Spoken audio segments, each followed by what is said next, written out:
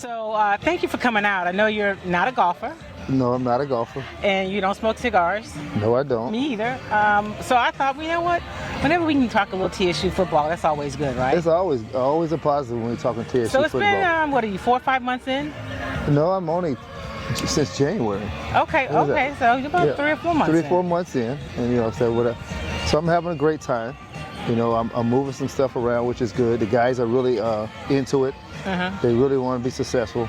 I got a great coaching staff who care about the guys as off the field as well as on the field. And we're getting the guys out in the community. My first thing I told the guys, you have to do 24 hours of community service. Because how'd they respond to that? They're responding well. Some of the guys got 78. Wow. One guy got 130.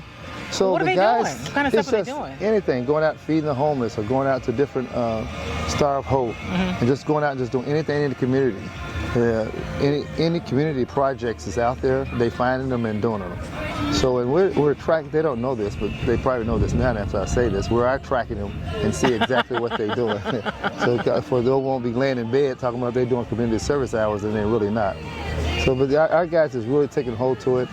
I think we came out of spring ball very healthy. Yeah. And we just Which ready is for the important, season. right? Yeah, it is. That's super important to be able to go into summer healthy. Yes, it is. We're ready for the season, and we're going into our summer session right now of weightlifting and training. And those guys are out on the field doing stuff on their own. We don't have to tell them, so it's a positive. You said from the very beginning that this was like, you were super excited. It's kind of a dream for you. What is it that makes you so excited about this opportunity and working at this job? I mean, you've done a lot in football, but why this job? Well, why not HBCU and why not Texas Southern? I think I have a lot to give back to these young men, a lot of knowledge. I assemble a coaching staff with a lot of knowledge. So if we can help one and that one turn around and help 1 or 2 others, then we've done our job.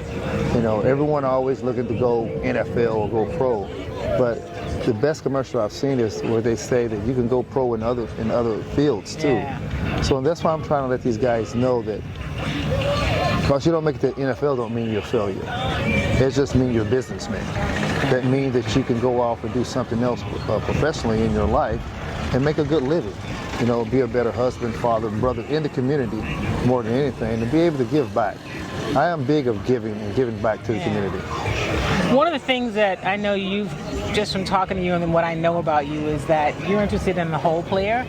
And I always say that's missing, especially by the time they get to the league, right? They are really only interested, they being, the organizations typically in what you do on the field, but they don't get the whole part, like the whole human, and that seems to be something that you're focusing on. I am, because at some of the HBCU at Texas Southern, the classrooms are small enough where I can walk around into the facilities, walk up and see if one of my players in the class or not.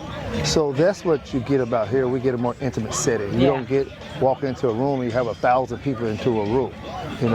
That's why I think the people in Houston and surrounding areas come here to Texas Southern. We're in the heartbeat of America, heartbeat of Houston, and you can get an intimate education.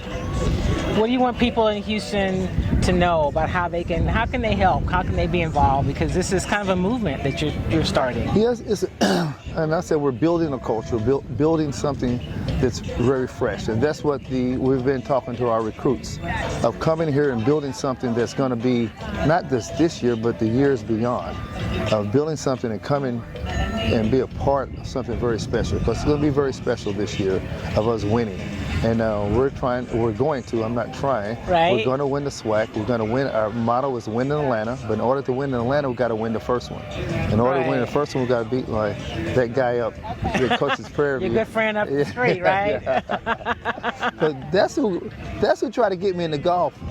We're at this golf course right here, and this is my first golf course I've ever played in Houston. Bubba, Alonzo, and I was out here playing golf.